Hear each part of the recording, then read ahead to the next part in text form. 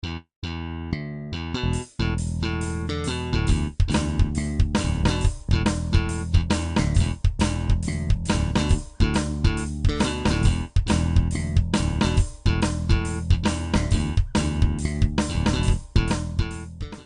à toutes et à tous et merci pour votre présence à ce quatrième déjà Forum régional du savoir.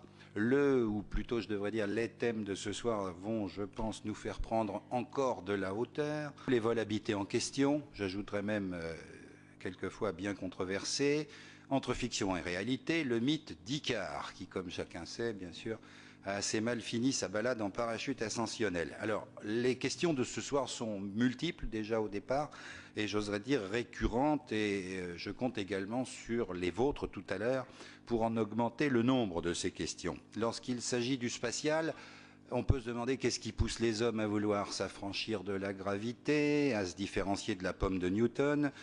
Quitter le plancher des vaches, d'accord, mais pour aller où? Pour quel autre plancher? Pour y faire quoi? À quel prix humain? Et puis aussi, bien sûr, à quel prix financier? Pour quel bénéfice? Pour ceux qui restent, celles et ceux qui restent. Et puis d'ailleurs, pensons à nous, pour la Normandie. Et puis finalement, jusqu'où peut-on raisonnablement penser aller tout là-haut sans verser dans l'irrationnel, le farfelu et dans le bien agréable mais un peu irréaliste style porte des étoiles. Alors pour répondre à toutes ces questions et bien d'autres, nos invités Jean-Luc Naël, Richard Edman et Gérard Lissot, à qui je vais laisser le soin de se présenter eux-mêmes tant il m'a été difficile, même impossible, d'effectuer une sélection parmi leurs compétences et leurs qualités. Alors, Jean-Luc Naël, merci d'être avec nous. Bonsoir. Vous êtes, je le dis quand même, président honoraire de l'université et professeur d'anthropologie. C'est bien ça? Je ne me suis pas trompé. Non, non, quelques mots de plus pour vous présenter peut-être? Non, non, comme vous l'avez dit, j'étais président de l'université jusqu'à il y a 15 jours. Mon mandat s'étant terminé, je suis donc maintenant président honoraire. Ah, c'est tout neuf alors? Ah oui, c'est tout neuf. D'accord. Richard Edman à mes côtés, vous êtes un spécialiste des moteurs fusées et puis vous êtes lourdement impliqué, on m'a dit, dans les lanceurs Ariane. Vous êtes président de l'association Planète Mars, qui est l'équivalent, je crois, de la Mars Society des Américains. Trois autres précisions vous concernant? Je crois que vous avez dit l'essentiel. Bon, simplement préciser que j'ai effectué la plus grande partie de ma carrière à Vernon dans le développement des moteurs de la fusée Ariane et que j'ai fondé cette association qui est effectivement la section française de la Mars Society en 1999. Gérard Lissot, bonsoir et merci aussi d'être avec nous. Vous êtes entre autres, alors vraiment entre autres, président de Normandie Aérospace, mais je crois que vous avez bien d'autres étages à votre fusée. Vous pouvez nous en dire un petit peu plus, monsieur Lissot? Non, très rapidement, effectivement, je préside cette association qu'on a créée il y a 7-8 ans. Et j'ai partagé une partie de ma carrière à Vernon avec Richard Edman, donc j'ai passé à peu près 25 ans dans le spatial et l'aéronautique, d'où ces responsabilités-là. Et puis, il se trouve que pour d'autres raisons, je suis également assez coutumier de cet endroit-là, puisque je siège au Conseil économique et social. Le cockpit ne vous surprend pas, alors là? Non, là, je le connais assez bien. D'accord. Jean-Luc Naël, la parole est à vous. On a parlé du mythe d'Icare. Est-ce qu'Icare, il a cherché à échapper à quelque chose? Est-ce qu'il a été victime d'une punition? Est-ce que c'est dans la tête de l'homme depuis toujours, pour autant qu'on le sache, de vouloir s'élever? Je vous laisse la parole et nous vous écoutons. Alors, merci. Juste, je voudrais vous dire quelques mots qui n'ont rien à voir avec la question que vous venez de poser là. Ah bon? Mais qui ont à voir avec ce que vous avez dit avant. Comme donc ancien président d'université, je n'oublie pas une chose, c'est que nous sommes dans le cadre d'un pôle de compétitivité où il y a un gros laboratoire qui s'appelle le CORIA, dont la thématique est moteur et combustion. Et je n'oublie pas que le CORIA a travaillé en relation avec Ariane. Et vous savez que pour une université, être et avoir un pôle de compétitivité avec un laboratoire de la renommée du CORIA ou du GPM, groupe de physique des matériaux, c'est un énorme avantage quand on défend ses positions au ministère. Voilà, je voulais le dire, mais c'est, je crois, le plus important. Dont acte. Voilà. Alors, quelques mots sur la mythologie et la représentation du vol, de la symbolique du vol, de manière assez brève. Donc, je vais essayer de vous énumérer un certain nombre de thèmes, plus que d'essayer de vous les définir. Alors, peut-être on peut commencer par le premier. Avant Icare, qu'est-ce qui s'est passé? Et avant Dédale. Moi, je me suis intéressé, ma profession m'a amené à travailler surtout au Brésil, en Amérique du Sud, et un peu au Mexique, mais surtout au Brésil, Et en Amérique du Sud, la notion de vol, elle est connue depuis assez longtemps, de vol humain, en tant que représentation symbolique. Simplement, ce que l'on y cherchait, c'était tout d'abord le moyen d'échapper peut-être à l'apesanteur, même s'ils ne connaissaient pas l'apesanteur, mais surtout le moyen de retrouver les morts. Alors vous retrouvez ça dans toute une coulée qui descend pratiquement de l'Alaska jusqu'à la Terre de Feu, avec des modulations variables selon les ethnies, selon les tribus. Je vais vous en donner 2 ou 3 à titre indicatif. Moi, la première représentation de l'homme-oiseau, qui est un des thèmes itératifs de la mythologie amérindienne, je l'ai trouvé, c'est pas moi qui l'ai trouvé tout seul, on était une petite équipe du Musée de l'Homme en 1983, au fond du Mato Grosso, près de la capitale qui s'appelle Cuiabá, à 300 km, dans une région vraiment très isolée. Et sur une falaise en dévers, on a retrouvé à peu près à 15 mètres de haut, il fallait donc y grimper pour y aller, on faisait un peu attention, sur une petite corniche, on a retrouvé une petite peinture préhistorique de l'homme-oiseau, la première symbolique de l'homme-oiseau, datée à 13 000 avant Jésus-Christ. Donc Lascaux, vous voyez, c'est 18 000 à peu près. Donc là, vous êtes à 13 000 avant Jésus-Christ. Alors voilà, c'est le premier truc. Il n'y a pas de texte, il n'y a rien. Il y a simplement cette symbolique, puis une série de peintures rupestres juste à côté. Alors ce que l'on peut donc constater, c'est que cette symbolique de l'homme-oiseau, on va la retrouver un petit peu partout. Alors je vous cite quelques exemples, c'est le plus intéressant, je pense, le plus anecdotique peut-être aussi là. Tout d'abord, une petite ethnie qui existe toujours aujourd'hui, ils sont 70 000 à peu près, ils habitent le nord du Pérou. Ils s'appellent les Shipibo. Et chez les Shipibo, si vous parlez avec un Shipibo, il ne vous parlera pas en général, parce que vous n'existez pas pour lui. Vous êtes transparent. Vous êtes blanc, donc étant blanc, vous induisez une certaine peur. Les blancs ont laissé un mauvais souvenir dans la région, les Espagnols, vous le savez. Et donc, ça ne se passe pas forcément bien. Sauf que si vous voulez devenir quelqu'un qui soit un interlocuteur, où on peut vous parler, ben, il faut être passé par l'épreuve de l'ayahuasca. L'ayahuasca, c'est une petite série de petites plantes associées, extrêmement hallucinogènes, que vous prenez. Et lorsque vous les prenez, vous pouvez devenir soit un anaconda, soit un puma qui traverse la jungle, soit un homme-oiseau.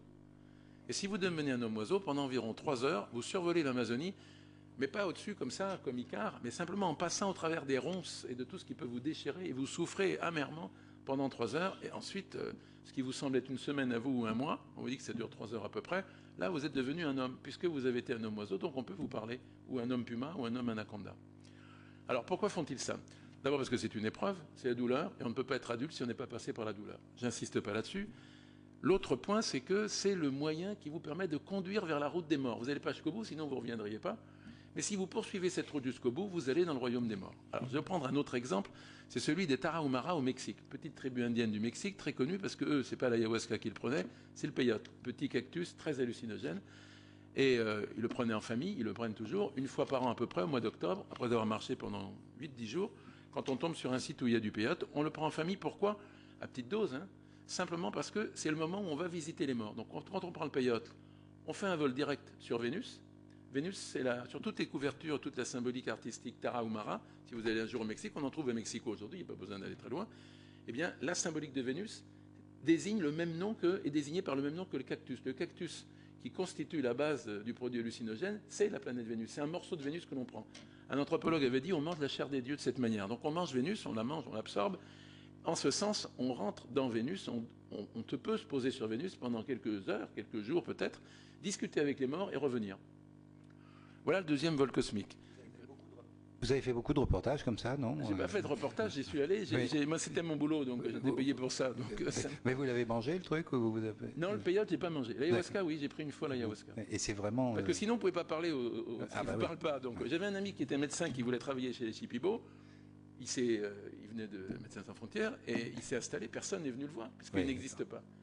Pour pouvoir exister, il faut être passé par l'épreuve. Alors, Tarahumara vole sur Vénus. Non, le peyote, je n'en ai pas pris du tout.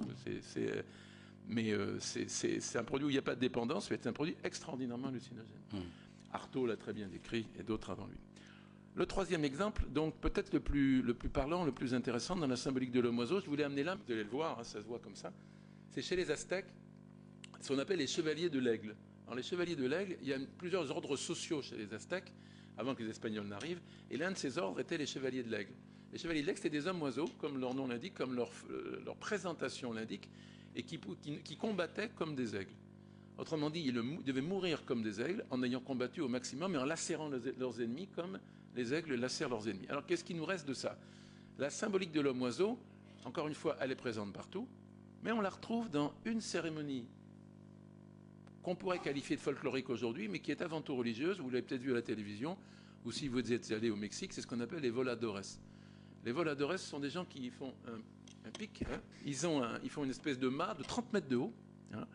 Et tout en haut du mât, ils se mettent à 4 à peu près et ils tournent. Alors c'est extrêmement dangereux, il y en a qui tombent de temps en temps. On ne connaît pas très bien l'origine des voladores. Ce que l'on sait, c'est que c'est en relation directe avec l'ordre des chevaliers de l'aigle, sauf qu'aujourd'hui, il n'y a plus d'ennemis.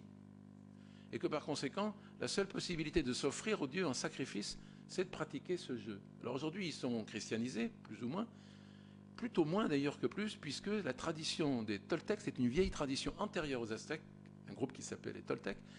Et chez les Toltecs, l'un des modes de passage direct vers les morts, c'était de pouvoir s'offrir un sacrifice en tentant de devenir oiseau.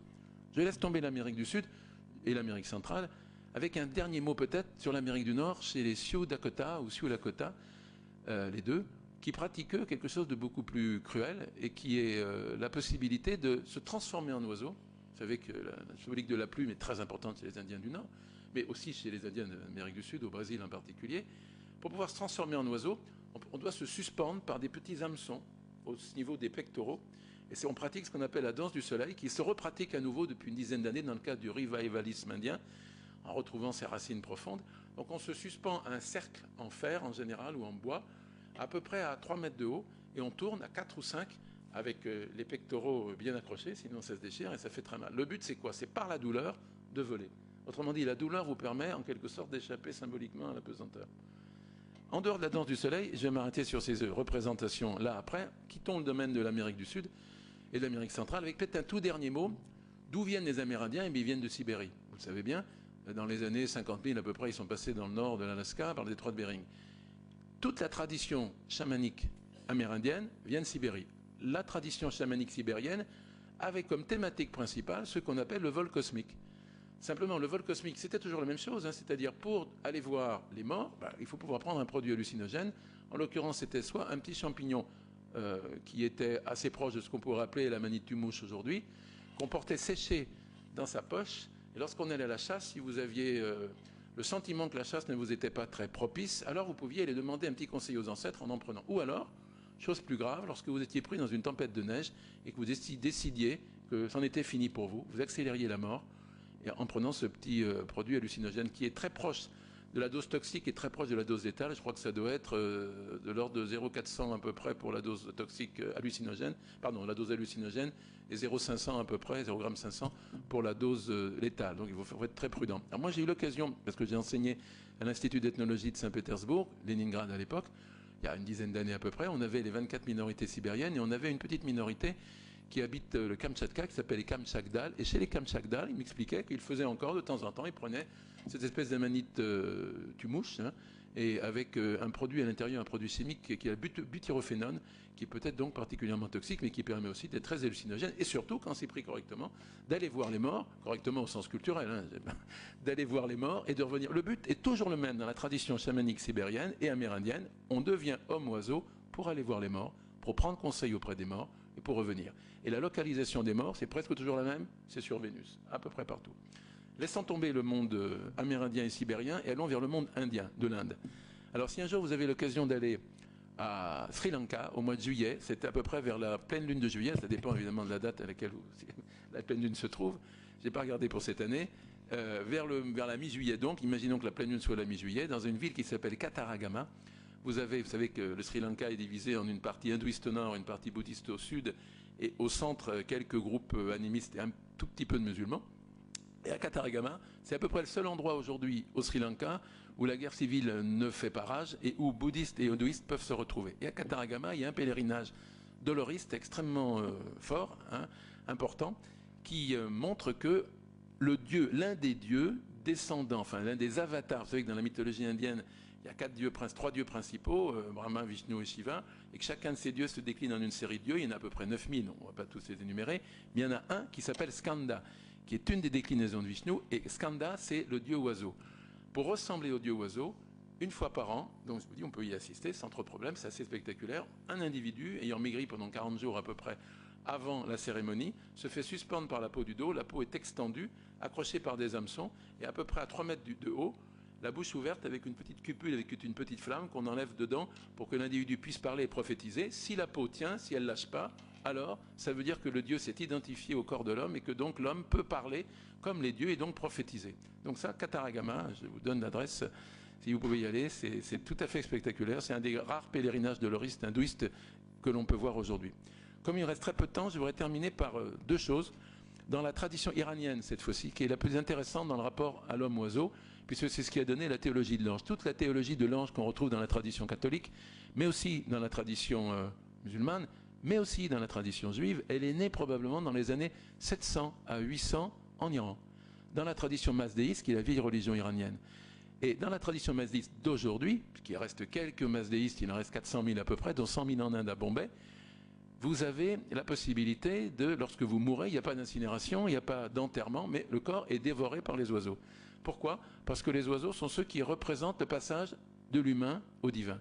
Donc pour devenir divin, il faut pouvoir voler. Pour pouvoir voler, il faut être oiseau et donc se faire dévorer littéralement par les oiseaux. Si un jour vous allez à Bombay, vous avez un petit endroit qui s'appelle les Tours du Silence.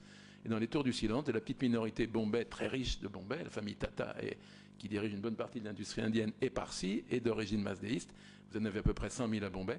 C'est très intéressant de voir encore, même si c'est très difficile d'aller dans les jardins du silence, ce qu'on appelle les jardins du silence, de voir encore cette dévoration par les oiseaux. Et puis, dernier point sur le monde asiatique. Si vous avez vu ce film qui s'appelle L'enfance d'un chef, où on voit, qui est sorti il y a 4-5 ans à peu près, il est passé à la télévision il y a très peu de temps, où on voit la vie d'une petite tribu, un petit groupe ethnique tibétain dans le nord, confins de la Chine et de l'Inde, nord du Népal, pardon. Eh bien, dans L'enfance d'un chef, si vous revoyez le film, les trois premières, la première minute, vous avez ce qu'on appelle un sky funeral, ou un funeral sky, comme vous voulez, c'est-à-dire des funérailles célestes, ce que pratiquent toujours les Tibétains, pas d'enterrement, pas d'enfouissement, mais on découpe le corps en tranches, on le broie pour que les oiseaux viennent manger ces morceaux et l'amènent du côté de la divinité, du côté des dieux. Et puis, dernier mot, sur cette mythologie, lorsque vous êtes en Inde, si un jour vous y allez à Bénarès, dont le vrai nom est Varanasi. Varanasi, c'est la ville de Varuna. Varuna, c'est le dieu qui existait avant Brahma, c'est-à-dire le dieu qui existait avant le temps, et qui a donné en grec Ouranos. Varanasi, c'est la même racine que Ouranos. Ouranos vient de Varanasi. Varanasi, c'était 1500 avant Jésus-Christ. Ouranos, c'est 700 avant Jésus-Christ. Et si vous allez donc à Bénarès, là vous savez où les cadavres sont brûlés et qu'on les balance plus ou moins en tout cas, parce qu'ils sont quelquefois pas toujours brûlés dans le Gange, Ganga, le mot Ganga signifie la Voie lactée. Donc le Gange c'est la Voie lactée sur la terre. Et lorsque votre corps est brûlé, qu'il va dans le Ganga, dans la Ganga, c'est-à-dire qu'il va dans la Voie lactée et que donc il se dissout dans la lumière. Et je vous rappelle que dans le monde hindouiste, le mot clé qui vous fait comprendre toute la philosophie et la finalité du monde hindouiste, c'est le mot moksha. Quand vous êtes un individu, vous êtes un Atman, en allemand Atman, respirer. Un Atman, c'est quelqu'un qui mange un morceau d'énergie pour pouvoir vivre. Pour pouvoir vivre, il doit prendre de l'air. S'il s'arrête, il meurt. Lorsqu'il meurt, soit il fait moksha, fusion avec la lumière, il rentre dans la Ganga, dans la Voie lactée, soit au contraire, il se réincarne. Et l'horreur pour un hindouiste, vous savez, c'est la réincarnation, c'est le samsara, la réincarnation successive. La finalité suprême, c'est moksha, fusion directe avec la lumière, d'où le fait que l'on puisse aller dans le Gange pour entrer directement dans la Voie lactée. Et quand on est d'une caste supérieure, qu'on est brahmane, évidemment, le seul but, c'est de pouvoir faire en sorte qu'il n'y ait surtout pas de réincarnation, mais qu'on se dissolve dans la Voie lactée. Je termine avec un tout petit mot sur Icare, parce que c'est quand même le but. Mais je voulais vous montrer qu'avant Icare, il y a eu plein de choses. Alors Icare et Dédale. Et puis peut-être Bellérophon et Pégase. Deux, trois mots là-dessus. Peut-être le premier point, c'est de se dire que, la question qui a été posée tout à l'heure, mais pourquoi est-ce que Dédale... pourquoi on s'en prend à Dédale? Pourquoi est-ce que Minos, vous savez, le roi de Crète, Dédale a construit le labyrinthe, vous vous rappelez plus ou moins tous de ça. Mais pourquoi en veut-il à Dédale? Il en veut à Dédale parce qu'il ne veut pas que Dédale puisse reconstruire un autre labyrinthe. Il veut garder le secret. Alors, comme Dédale a tendance à vouloir s'enfuir, il veut absolument l'empêcher de construire un autre labyrinthe. Conclusion, il va le condamner à mort, ou du moins il va le faire en sorte qu'il reste en Crète. Alors pour s'en aller, donc Dédale et Icare se greffent en quelque sorte des ailes avec de la cire, vous connaissez la suite. Il est peut-être plus intéressant de penser que dans l'histoire, dans le mythe, Dédale s'en sort. Dédale arrive en Italie, donc il réussit son vol. Ça, on l'oublie tout le temps. Mais pas de chance, on retient celui qui est tombé. Et c'est Icare qui est tombé, celui qui a donné son nom ensuite à... Si vous allez un jour dans l'île de Samos, ça se passe au-dessus de Samos. Le vrai nom de Samos, en fait, c'est l'île d'Icare, puisque c'est au-dessus de Samos que Icare tombe. Alors, qu'est-ce qu'il y a derrière cela? Je vais vous dire. Moi, il me semble qu'il y a le dépassement de l'homme, Probablement par la technique, c'est ça que ça signifie. C'est pour faire une transition avec ce que vous allez dire. La technique est nécessaire. S'il n'y a que le mythe, il n'est pas suffisamment porteur, sauf si c'est une ivresse chimique. Mais pour passer à l'ivresse technique pure, à la possibilité de sortir de la pesanteur, eh bien, il faut passer par la technique. Ça, c'est le premier point. Mais une technique qui fonctionne, celle de Dédale, pas celle d'Icare. Et puis quand même, il y a toujours une leçon philosophique dans les mythes grecs, vous savez. Pourquoi Dédale s'en sort et pourquoi Icare ne s'en sort pas? Icare, il ne s'en sort pas parce qu'il veut voir un peu plus grand qu'il ne doit voir. Il veut voir le soleil. C'est bien la finalité d'Icare. Pourquoi Icare voit ses ailes fondre? C'est parce qu'il va beaucoup plus haut qu'il ne devrait aller. Ses ailes fondent parce qu'il veut connaître le soleil, il veut connaître la source de la lumière. Et vous allez voir que c'est assez joli sur le plan du mythe. Parce que celui qui veut connaître la source de la lumière, vous allez retrouver ce mot dans le mot de Pégase. Pégase, le cheval ailé, en grec, ça signifie la source. Et aujourd'hui, en grec, quand on dit enfourcher Pégase, ça signifie vouloir dépasser l'humain, aller au-delà de l'humain, aller dans le domaine des muses, dans le domaine de l'inspiration, et plus intéressant sur le plan technique, dans celui de l'innovation.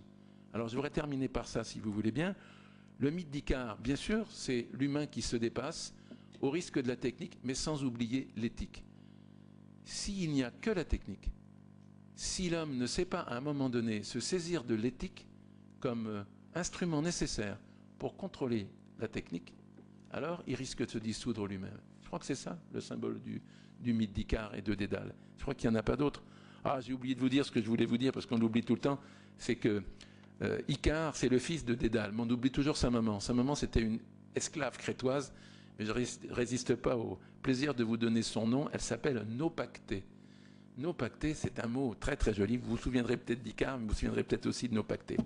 Alors je termine par Pégase. J'ai oublié de vous dire aussi qu'il y a une autre histoire de Dédale, beaucoup moins poétique, qui est de dire que, bon, en fait, il n'a pas forcément volé. C'était un navigateur maladroit qui a fait naufrage au large de Samos. Son corps est retrouvé sur les rives de l'île par Héraclès, qui lui donne une sépulture. Et puis, petit à petit, on construit le mythe après pour en faire autre chose. Parce qu'il y a deux histoires de Dédale et d'Icare. Il y a celle qui est racontée par Homère, et puis il y a celle qui est racontée par Diodore. Et c'est celle qui est la plus prosaïque et la moins jolie. Et puis, dernier mot, donc, cette fois-ci que vous retrouvez dans la Théogonie d'Hésiode, c'est l'histoire donc de Pégase. Pégase, c'est le cheval ailé. Il quitte la terre pour rejoindre les dieux. Mais il est né de Méduse, celle qui pétrifie. Et que vous savez qu'en Persée, vous vous rappelez peut-être vaguement de ça, Persée a pour motivation principale de pouvoir tuer Méduse. Il tue Méduse en lui coupant la tête, mais vous savez qu'il ne peut pas la regarder, sinon elle pétrifie. Donc il tue Méduse. Mais au moment où il tue Méduse, du sang de Méduse jaillit Pégase, qui signifie donc la source, mais en même temps la source de la connaissance et la source de l'innovation, qui sort en fait de la laideur, de l'horreur, de la pétrification et de l'abjection, naît l'illumination et naît l'innovation. Je trouvais que c'était assez joli. Alors, Pégase, il est capturé par le héros Bellérophon, qui lui est donné par Athéna, qui parvient à le maîtriser, et qui s'en sert ensuite comme monture dans son combat contre la chimère. Vous voyez qu'on parle toujours de la représentation de l'éthique. Quand Bellérophon, saisi d'orgueil, voulut monter sur l'Olympe, c'est toujours la même histoire.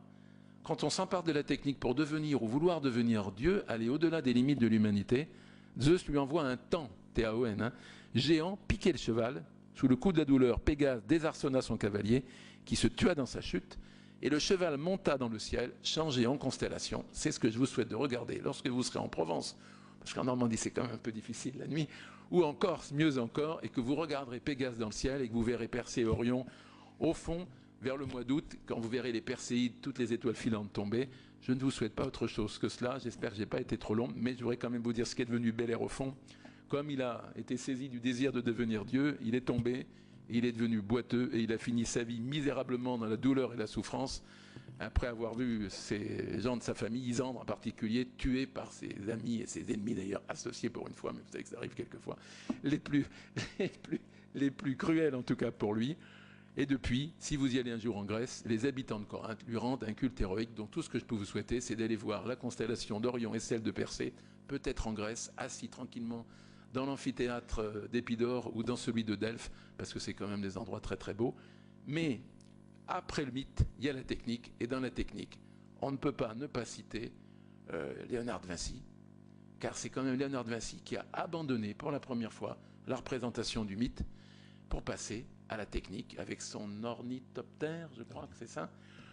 Et puis, pendant que j'y suis aussi, j'ai oublié en une phrase, mais je vous jure, je m'arrête après.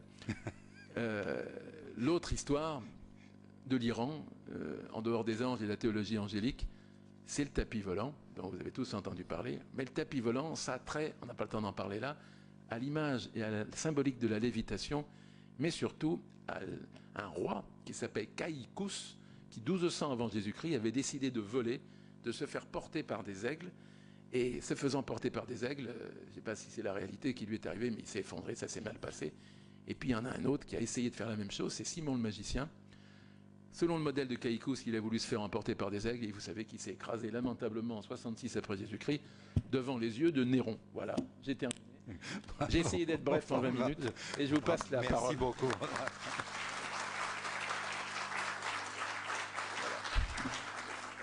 Monsieur Naël, une question. Alors là, je vais me donner des bâtons pour me faire battre.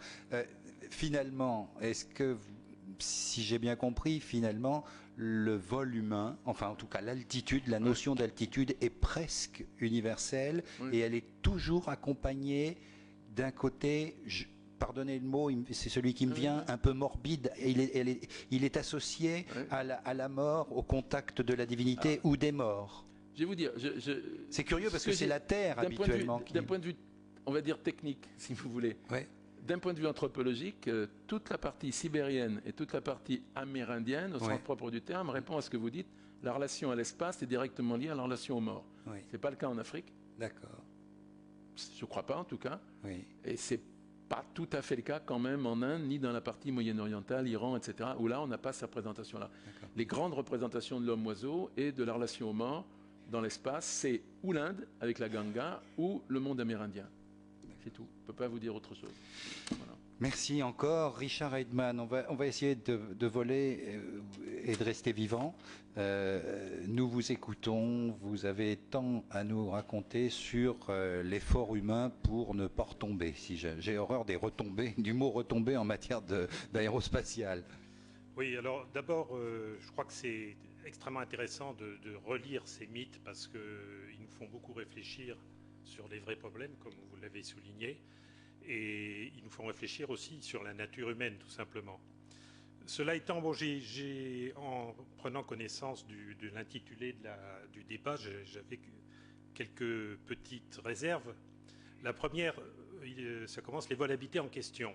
Bon, certainement que c'est une question pour chaque citoyen, je dirais, de se demander si ça vaut le coup de dépenser de l'argent sur ce genre de sujet. Par contre, je dirais au niveau des grandes puissances dans le monde, on en parlera tout à l'heure, c'est pas tellement une question. Hein. Actuellement, toutes les grandes puissances s'engagent dans les vols habités et celles qui n'y sont pas, y viennent. L'autre question, l'autre remarque, l'autre réserve que je me faisais, c'est que, bon, comme je le disais à l'instant, le mythe d'Icare est certainement très éclairant sur cette pulsion qu'on a vers partir, aller ailleurs, etc. Mais il faut bien voir que si on va voler dans l'espace, c'est pas pour le plaisir de tourner en rond, comme on l'a fait principalement jusqu'ici, indéfiniment autour de la Terre. C'est pour aller en d'autres lieux. Donc je pense qu'au-delà du mythe d'Icare, en tout cas pour les gens qui sont passionnés d'astronautique, astronautique, ça veut dire naviguer vers des astres. Hein, donc il y a un but. Et alors je ne sais pas à quel mythe ça correspond, vous pourrez peut-être nous le dire tout à l'heure, c'est le mythe en fait de conquête, de trouver de nouveaux territoires, de nouveaux champs d'aventure humaine. Voilà les remarques préliminaires que je voulais faire. Alors, je crois que c'est important quand même de dire ça, parce que ce qui caractérise entre autres notre espèce, c'est la curiosité et ce besoin effectivement de savoir ce qu'il y a derrière la colline, qu'est-ce qu'il y a derrière, qu'est-ce qu'il y a plus loin. C'est ça qui nous a beaucoup aidé à nous adapter à notre environnement depuis que l'espèce humaine existe. Bon, il y a d'autres pulsions, il y a le besoin de sédentarité aussi qui joue un rôle, mais enfin ce besoin d'explorer, de découvrir est quelque chose, je crois, qui est en nous très fort. Alors, cela étant, il faut bien prendre conscience que les programmes d'exploration spatiale sont des programmes relativement coûteux qui sont financés par les gouvernements, par la puissance publique, par des ressources publiques, et que donc ce ne sont pas des désirs individuels ou des rêves individuels qui peuvent gouverner, qui peuvent décider de telles entreprises. Si de telles entreprises sont décidées par les grandes puissances, c'est probablement qu'il y a des motivations beaucoup plus concrètes derrière. Et le but de mon petit exposé, ça va vous essayer de développer justement quelles sont les motivations qui poussent à ces grands programmes d'exploration. On va parler d'exploration spatiale. Je voudrais dire, bon, en tant que président de l'association Planète Mars, évidemment, j'ai un tropisme tout à fait particulier vers la planète rouge. Alors pourquoi, en fait, Mars nous apparaît comme la destination presque toute désignée? On pourrait dire presque que cette planète est là pour nous attirer et nous servir de marchepied pour d'autres aventures beaucoup plus lointaines. C'est une planète qui a un extraordinaire potentiel scientifique, hein, du fait de sa ressemblance avec la Terre et du fait aussi de la question de la vie. On en parlera un peu plus en détail tout de suite après. C'est un monde qui est lointain, évidemment. Lorsqu'elle est au plus près de nous, elle est quand même encore 150 fois plus près plus loin de nous que la Lune. Donc c'est une des grandes difficultés du vol vers Mars. Mais elle est beaucoup plus intéressante scientifiquement que la Lune. Mais c'est quand même un monde à notre portée, c'est-à-dire que les projets qui sont actuellement élaborés, il n'y a rien de décidé pour l'instant, hein, c'est purement du papier, les projets qui sont élaborés actuellement utilisent les technologies, les moteurs qu'on utilise actuellement sur Ariane ou sur la navette. Il n'y a pas de percée technologique nécessaire. Et c'est également possible en fait dans les budgets actuels, c'est-à-dire qu'un programme dont le coût serait comparable en fait à celui de l'ISS qui est en train de s'achever péniblement. C'est aussi un monde habitable. Alors on parlait de Vénus tout à l'heure. Vénus, on peut en rêver, mais on ne peut pas y aller. Il y fait 400 degrés, c'est un four, hein, parce qu'il y a un effet de serre terrible. C'est de l'acide, l'atmosphère est chargée en acide sulfurique, donc c'est vraiment pas un lieu de séjour possible. Mars est un monde quand même assez grand, sa surface est équivalente aux surfaces des continents terrestres, et c'est un lieu où on peut habiter, évidemment avec des scaphandres, puisque l'atmosphère est principalement constituée de gaz carbonique. Et ce qui est très intéressant dans la perspective d'un séjour humain sur Mars, c'est qu'en plus, c'est une planète très riche en ressources. Elle a du carbone, puisqu'elle a cette atmosphère de gaz carbonique, elle a de l'azote dans l'atmosphère, elle a de l'eau en abondance, sous forme de glace, donc de l'oxygène et de l'hydrogène. Bref, elle a toutes les ressources qui seraient nécessaires à développer un premier habitat humain, disons dans un premier temps tout simplement une base scientifique du genre des bases qu'on a dans l'Antarctique aujourd'hui. Alors, cela étant, donc pourquoi rêver à ça? Bon, vous savez que les Américains actuellement ont décidé de retourner sur la Lune dans un premier temps, d'ici 2020, donc sans trop se presser, et ensuite de poursuivre au-delà, vers Mars et même au-delà. Alors, pourquoi une puissance telle que celle-là, qui se déclare et qui se veut leader dans tous les domaines, y compris dans le domaine scientifique, se lance dans un tel programme? Alors, en fait, on va regarder différents plans de motivation et des motivations scientifiques. Je dirais que celles-là sont les plus universellement reconnues et acceptées. Les motivations à caractère de développement économique, les motivations à caractère géopolitique et les motivations sociétales. Alors, plus on monte dans ces niveaux, plus, je dirais, ils ont un caractère politique et donc peuvent être discutés. Les motivations scientifiques sont vraiment celles qui sont les moins discutables. Alors, ce qu'il faut bien comprendre, c'est que s'il y avait que les motivations scientifiques derrière les programmes d'exploration spatiale, probablement qu'on n'enverrait jamais d'hommes sur la Lune ni sur Mars.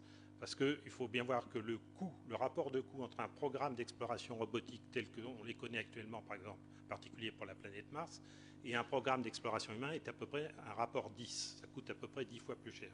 Donc s'il n'y avait que des enjeux scientifiques, bien, malgré leurs limitations et leur relative impotence, je dirais, les robots continueraient à faire l'affaire, on prendrait simplement un peu plus de temps et on limiterait ses ambitions. Donc c'est bien parce qu'il y a d'autres motivations beaucoup plus importantes au plan politique que ces programmes sont envisagés. Alors la motivation scientifique, dans le cas de Mars en particulier, il y a deux piliers principaux, ce qu'on appelle la planétologie comparée. Qu'est-ce que ça veut dire? C'est une science qui s'est développée depuis l'ère spatiale, c'est-à-dire depuis qu'on est capable d'aller regarder les autres planètes de très près. Ça consiste à tester les modèles qu'on a pu développer sur la Terre, par exemple pour la géologie, la tectonique des plaques, la climatologie, l'hydrologie. On a fait des modèles très, très complexes, comme vous le savez, grâce au développement des ordinateurs en particulier. Mais on va tester ces modèles sur d'autres cas, en particulier, un cas très intéressant, c'est Mars, donc il est suffisamment proche de la Terre, pour essayer de comprendre l'influence des différents paramètres, voir ce qui cloche dans nos modèles, les rectifier, les améliorer. Ça, c'est, au fond, mieux connaître la Terre en découvrant Mars. C'est un domaine scientifique qui est en pleine expansion et qui est très intéressant. Et puis l'autre grand domaine d'intérêt qui passionne probablement encore plus, en particulier le public, c'est ce qu'on appelle l'exobiologie, c'est-à-dire la question de la vie en dehors de la Terre. Est-ce que la vie existe dans d'autres mondes? On n'en sait rien. Aujourd'hui, on n'en sait rien. Quand on a découvert l'ADN, on a fêté le 50e anniversaire il n'y a pas si longtemps. On pensait, on avait trouvé quelque chose de tellement extraordinaire, tellement miraculeux, que la thèse c'était qu'on était un cas unique dans l'univers. Ça avait pu se produire qu'une fois. Et aujourd'hui, c'est plutôt la thèse inverse qui prédomine. C'est-à-dire que les gens se disent, à partir du moment où les conditions sont réunies, les conditions physiques, température, pression, présence d'énergie, pendant un temps suffisant, la vie, elle émerge naturellement. C'est un phénomène naturel. Mais on n'en sait strictement rien, à vrai dire. Et vous imaginez bien que c'est une question qui va bien au-delà de la science. C'est une question, finalement, philosophique. Quelle est notre place dans l'univers? Est-ce qu'on est encore le centre du monde? C'est toujours cette idée. On serait toujours cru au centre du monde, de l'univers, ou est-ce qu'au fond on n'est qu'un cas banal? Et puis une autre question très importante, c'est comment la vie a commencé sur Terre. Toutes les traces de l'origine de la vie ont été effacées par l'érosion, la tectonique des plaques. Si jamais la vie a pu émerger sur Mars, il y a de fortes chances que les restes aient été conservés parce qu'il y a des terrains beaucoup plus anciens. Donc voilà pour l'intérêt scientifique. Alors, sur le plan économique, je serai assez rapide parce que c'est quand même assez évident. Ce qui garantit notre prospérité, et j'étais assez intéressé d'ailleurs que le mot innovation ressorte dans votre explication des mythes, ce qui nous fait vivre, nous, les civilisations techniquement avancées aujourd'hui, c'est l'innovation. On le voit bien parce que les nations les moins avancées ou qui ont des coûts de main-d'œuvre moins élevés que nous copient, entre guillemets, apprennent à faire. Regardez ce que fait EADS avec ses avions en Chine. On va inaugurer une usine EADS en Chine. On va apprendre aux Chinois à faire des Airbus. Il va falloir qu'on apprenne à faire des Airbus plus intelligents, qui consomment moins, qui fassent moins de bruit, etc. Donc l'innovation, c'est ça qui va nous permettre de garder tout simplement notre façon de vivre et notre vie, votre vie. Alors, on ne sait pas quelles sont les nouvelles technologies qui naîtront demain, mais on peut avoir quand même quelques petites idées. Par exemple, la robotique appliquée en application domestique, comme aujourd'hui vous avez des PC dans votre maison, peut-être qu'un jour vous aurez des robots. Et il est évident qu'un programme spatial de cette envergure va beaucoup contribuer au développement des technologies domestiques. Il y a tout ce qui est télémédecine, on le comprend facilement, puis il y a tout ce qui est gestion de l'environnement, puisque quand on imagine un vol vers Mars, il faut savoir que la durée de la mission, c'est 2 ans et demi. Et ils ne peuvent pas emmener toute l'eau, par exemple, dont ils auront besoin pendant ces 2 ans et demi. Il faudra qu'ils la recyclent avec un très fort taux de recyclage. Donc on va apprendre à faire des systèmes de recyclage d'eau, des systèmes de recyclage de l'atmosphère, recyclage des déchets. Ça va être très très important et ça aussi sera des retombées. Alors, troisième niveau de motivation, le niveau géopolitique. Tout ce qui concerne l'espace, et là je ne parle pas uniquement de la science, mais à la fois les applications utilitaires, télécommunications, navigation, observation des ressources naturelles, etc. Tout ce qui est évidemment application militaire et tout ce qui est application scientifique, tout ça est devenu un enjeu au niveau de la compétitivité entre les grandes puissances, un enjeu extraordinaire, à tel point que tous les pays émergents, que ce soit l'Inde, la Chine, le Brésil, tous ces pays-là, font des efforts extraordinaires pour se mettre à niveau et rentrer dans la course. Vous savez que la Chine est devenue en 2003, en réalité, la 3e puissance spatiale du monde. Elle a dépassé l'Europe, puisque c'est la 3e puissance capable de lancer par ses propres moyens des astronautes en orbite. Alors tous ces enjeux, applications utilitaires, applications militaires, applications de développement scientifique, sont étroitement liés, parce que ce sont les mêmes technologies qui servent, et l'une épaule l'autre. Et c'est un jeu d'influence au niveau mondial. Par exemple, il est certain que les Chinois se servent beaucoup de ça, faire pression auprès des Américains, pour que les Américains relâchent leur réglementation en matière de transfert de technologie, par exemple, et où, à mon avis, se serviront également de la menace, entre guillemets, qu'ils font peser au niveau du leadership qu'ont actuellement les Américains dans le domaine, sur des problèmes tels que Taïwan. Ça viendra sur la table de négociation. Donc chaque puissance a ses propres objectifs. Le Canada, qui est un tout petit pays, qui a quand même une politique spatiale très développée, n'a évidemment pas les mêmes objectifs que les États-Unis ou que la Chine, mais chacun a ses propres objectifs et aucune des grandes puissances ne peut quitter la table du jeu.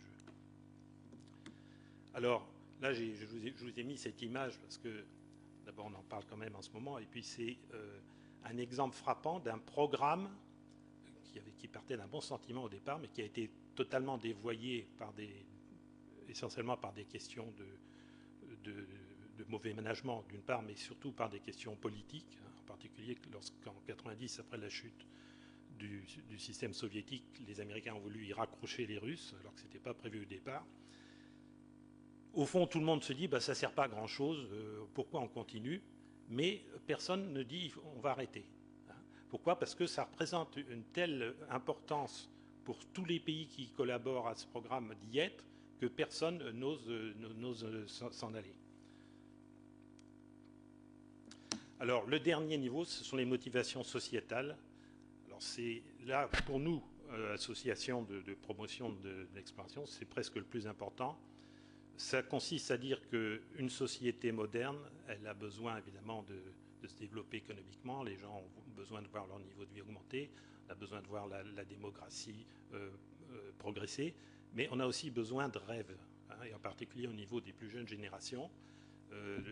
Et nous, il y a quelque chose qui nous fait beaucoup de soucis, et on n'est pas les seuls d'ailleurs, c'est le fait que la jeunesse se désintéresse, il y a une désaffection pour les filières scientifiques et techniques dans les universités. Ils vont plus vers des métiers considérés comme moins difficiles ou plus rémunérateurs, les métiers du commerce, de la finance, etc. Et d'ailleurs, je parlais récemment avec un représentant de la France à l'Union européenne qui me disait que l'Union européenne, en fait, elle ne s'intéresse pas trop à l'espace encore. Ce qui l'intéresse, c'est en particulier l'exploration. Ce qui l'intéresse, c'est surtout les applications, télécom, etc. Mais quand même, ils sont inquiets sur 2 points. Enfin, ils veulent être présents sur l'exploration spatiale quand même, pour 2 raisons. La première, c'est qu'ils imaginent mal qu'un jour, il y ait des hommes qui retournent sur la Lune sans qu'il y ait d'Européens dedans. Et ça la foutrait mal quand même. Donc on veut moins avoir un strapontin. Et puis la deuxième, c'est justement ce problème de désaffection des jeunes pour les métiers scientifiques et techniques et le besoin de les remotiver par des grands programmes. Alors ça, c'est une planche qui illustre ce point, qui montre à l'époque d'Apollo, donc dans les années 60 en gros, 60, début des années 70, vous avez la courbe en bleu qui est le bleu foncé, qui est le budget de la NASA, et en bleu clair, mauve et vert, le nombre de doctorats qui ont été passés dans différentes disciplines. On voit qu'il y a eu un effet d'entraînement, et pas seulement directement dans le spatial, mais même dans des domaines comme la médecine, etc. Et pour terminer, bon, on rejoint un petit peu cette fois-ci le perçu individuel, parce que là je vous ai parlé surtout de motivation politique. Pour pas mal de gens quand même, l'espèce humaine a un destin cosmique. C'est-à-dire qu'on est la seule espèce sur Terre à être capable de sortir de l'écosystème dans lequel la vie a éclos et s'est développée. Est-ce qu'au fond, on n'a pas un devoir de perpétuer la vie ailleurs que sur Terre, sachant que si on ne le fait pas, on sait que l'humanité un jour disparaîtra, fatalement, ne serait-ce que suite à un cataclysme cosmique comme celui qui a tué les dinosaures il y a 65 millions d'années, une chute d'astéroïdes ou de comètes. Mais il peut très bien arriver toutes sortes de phénomènes, un phénomène d'hypervolcanisme, une épidémie incontrôlable qui éradique pratiquement l'espèce humaine entière. Donc ces gens-là se disent, on a un peu ce devoir, on ne sait pas à quel terme, mais d'établir une branche de l'humanité sur un autre monde. Alors bien sûr, aujourd'hui c'est de l'anticipation, c'est sûrement pas pris en compte par les décideurs politiques, mais je pense qu'au niveau individuel, ça vaut le coup d'y réfléchir. Merci à vous, monsieur Aigrette. Merci beaucoup. La terraformation, avec Mars, c'est totalement farfelu ou ça tient debout sur le plan théorique? Alors, il y a deux aspects. Il y a un aspect théorique, justement, scientifique, qui est assez sérieux. C'est-à-dire que c'est un thème qui a été... La terraformation, c'est l'idée de redonner à Mars une partie de l'atmosphère qu'elle avait lorsque le climat y était plus clément. Ça a été étudié par des climatologues, des planétologues très sérieux. Et il y a eu vraiment des travaux très intéressants. Par contre, ce qui n'est pas sérieux, c'est qu'ils en sont restés là. C'est-à-dire qu'ils n'ont pas du tout regardé les moyens industriels considérables qu'il fallait mettre en place pour faire ça, ce que ça coûterait et quelles étaient les conditions socio-économiques qu'il faudrait imaginer pour qu'une entreprise pareille soit faite. Oui. Je me permets encore, avant de passer la parole à M. Lissot, juste une petite question, quelque chose qui m'interpelle tout à l'heure. Vous avez dit aller sur Mars qui nous attire presque naturellement. La Lune, c'est bon, c'est fait.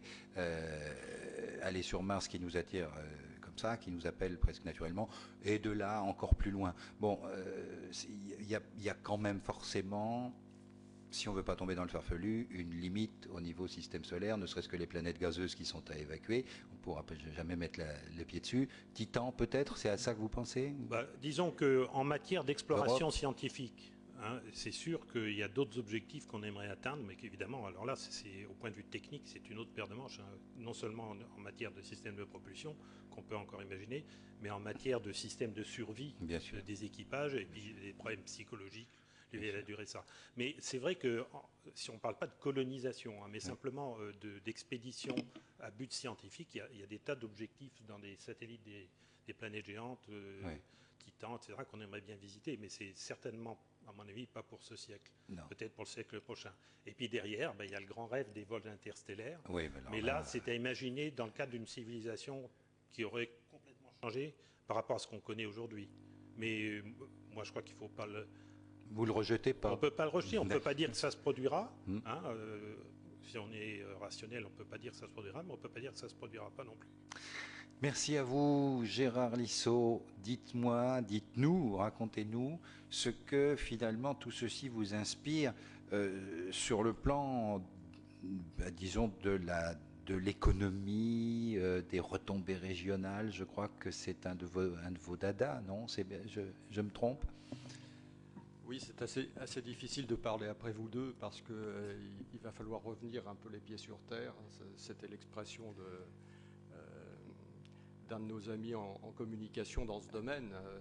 Il y a la part du rêve et puis ensuite il y a la réalité économique, il y a l'industrie et puis il y a le rapport finalement aussi à notre région, à nos activités industrielles. Alors j'avais préparé un peu cet exposé en parlant un peu des retombées, donc je vais rebondir un peu sur ce que Richard Heinemann a dit et puis progressivement je vais essayer de vous dire en quoi ça nous concerne, au plan économique, au plan industriel, y compris dans notre région. Donc d'abord une considération d'ordre un peu général.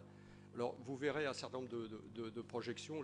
J'ai souhaité aussi qu'on ait un certain nombre de documents qui soient projetés, qui nous donnent une image de la relativité entre l'infiniment petit et l'infiniment grand et les distances de l'espace, parce que ça me paraît être au cœur de la dimension qui est celle de l'homme, au travers de l'exposé de Jean-Luc Naël sur les racines, et puis au travers de ce qui était très projectif avec Richard Heinemann.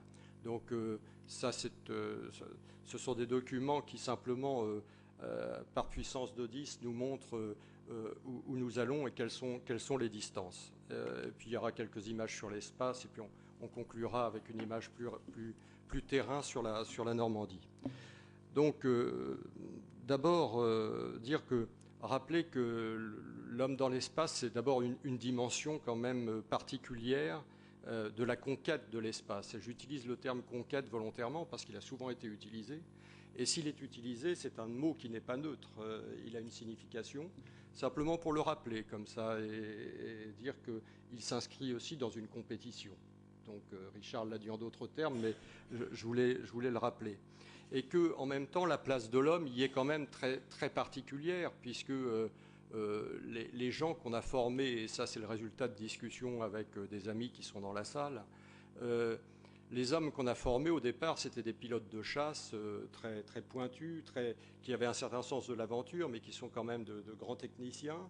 Et puis progressivement, on s'est aperçu que ce n'était pas forcément la bonne dimension, y compris dans la conquête de la Lune.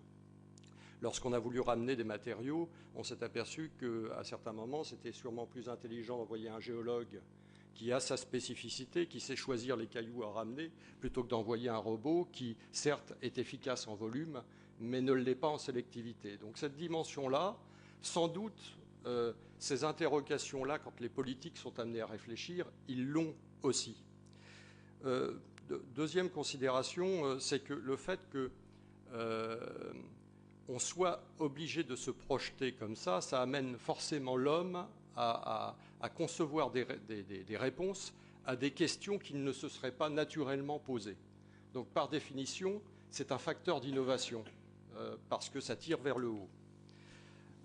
Autre dimension, toujours sur l'homme, celle-là m'a été soufflée aussi, c'est rappeler quand même que la place de l'homme est déterminante dans ces moments et dans des choix importants.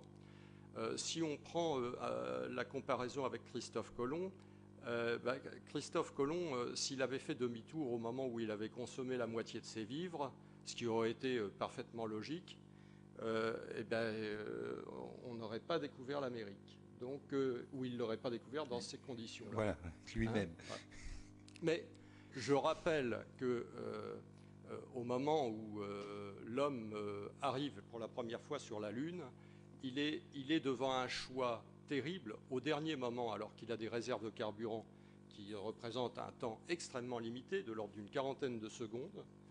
Eh bien, à ce moment-là, Armstrong se dit l'endroit où je dois me poser, je ne le sens pas. Il ne le dit pas en ces termes, mais c'est comme ça qu'il le vit. Et il décide d'aller ailleurs. Et au moment où il va ailleurs, il ne voit plus rien. Et il décide quand même de se poser.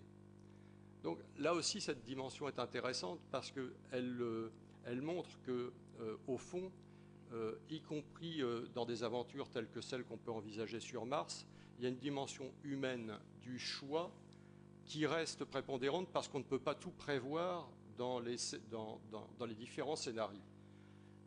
Dieu sait pourtant, si j'ose dire, qu'en termes d'économie, toutes les redondances sont prévues et coûtent extrêmement cher. Alors, à propos de prix, justement, et finalement de retombées et de facteurs de progrès. D'abord, l'argent. Richard Heinemann y a fait allusion, les coûts sont énormes. Mais en même temps, regardons les contreparties. Les contreparties, c'est d'abord la nécessité dans ce domaine de monter des coopérations internationales. Et au fond, face au destin de l'humanité aujourd'hui, s'il y a un domaine qui est extrêmement fédérateur, parce que justement il est très coûteux, c'est celui-là. Et il oblige à la coopération. Deuxième considération, c'est que cette coopération internationale, elle a obligé aussi les nations à déterminer un droit de l'espace. Dans d'autres conquêtes sur Terre, le droit est souvent venu après. Là, par définition, on a été obligé de se mettre d'accord sur quelque chose qu'on ne connaissait pas et qu'il faudrait éventuellement définir en termes de droit avant. Ça aussi, c'est une originalité. Et au fond, ça donne encore un peu plus la dimension humaine dans la conquête de l'espace. Troisième dimension, c'est... Deuxième dimension, pardon, c'est les problèmes du comportement de l'homme. Alors, au plan du comportement, on voit bien que, et je crois que c'est l'ESA qui actuellement cherche à recruter des candidats pour justement simuler des voyages vers Mars, on voit bien qu'on va sans doute faire, à partir de là, des progrès considérables dans le domaine de la psychologie. ESA, Agence spatiale européenne. L'Agence spatiale européenne. Pourquoi ? Parce qu'on va mettre des hommes en situation d'isolement, dans des conditions d'isolement qui ne sont pas connues. Le voyage sur Mars, c'est une situation dans laquelle l'homme n'a plus de point de repère. C'est aussi pour ça que j'avais voulu faire envoyer ces documents, c'est qu'il est à une telle distance de la Terre qu'il n'a plus le contact direct avec l'homme. C'est au point qu'on sait que la communication, à certains moments, va au minimum demander 30 à 40 minutes de retour pour une réponse. Vous imaginez finalement dans un vaisseau spatial un problème technique ou même un problème humain, ou un problème médical, le soutien qui demande 40 minutes minimum, c'est quelque chose de considérable. Ça a eu en matière de risques, on sait aussi que les éruptions solaires en particulier représentent des risques importants pour l'homme dans l'espace. Par définition, donc, on est amené à faire progresser les matériaux, donc les technologies. On est amené à se poser des questions dans le domaine biomédical. Et on a des retombées qu'on connaît dans le domaine de l'ostéoporose, des traitements des maladies cardiovasculaires. On a forcément tout un lignage technologique de retombées qui font que, même si on pouvait considérer, comme le disait Richard, qu'au fond, l'homme dans l'espace est une fantaisie et que c'est d'une utilité relative, c'est quelque chose qui, par définition, tire vers le haut. Ce qui me permet de faire la transition sur ce à quoi vous m'aviez invité, c'est-à-dire à parler de ce qui se passe dans notre région. Symboliquement, l'homme dans l'espace, ça tire l'industrie spatiale vers le haut, puisque ça oblige à se poser des questions encore plus fines que lorsqu'on envoie un robot, pour une raison simple, c'est que ce n'est pas que pour des raisons de prix, c'est parce que c'est le prix et la valeur de la vie. Et là, on rejoint le problème de l'éthique dont on a parlé au départ. La deuxième raison, c'est que la deuxième logique, c'est que une des industries qui a permis au spatial de se développer, c'est l'aéronautique. Donc le vol spatial humain tire le spatial vers le haut, le spatial tire l'industrie aéronautique vers le haut. Et l'industrie aéronautique, elle tire l'industrie en général vers le haut aussi, parce qu'elle réclame, comme le spatial, des normes de qualité et de fiabilité qui sont absolument incontournables dans des sociétés complexes comme les nôtres aujourd'hui.